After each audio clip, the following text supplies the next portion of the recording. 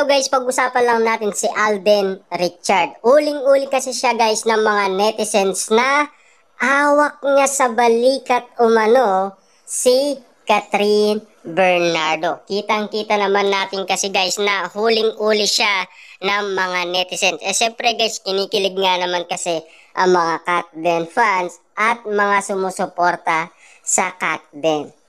Siyempre guys, alam naman natin kapag nagbigay nga naman ng ayuda ang Katden, siguradong kikiligin ka sa napaka-sweet nga naman nila at napakalambing tignan. Kaya nga naman kasi guys, ang inala ng mga lahat ng tao talagang para sila magjowa.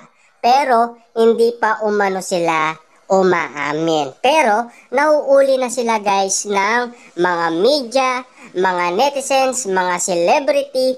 Siyempre alam naman natin kasi guys na sila ay spotted sa ganoon sitwasyon. Na sila ay napaka-sweet, napaka-lambing, napaka-romantic umanong tignan. Siyempre guys, para sa kanila, kinikilig sila dahil meron nga naman tinatawag na moment of love. Yan kasi guys ang napapansin ng mga netizens kina Catherine Bernardo at Alden Richard.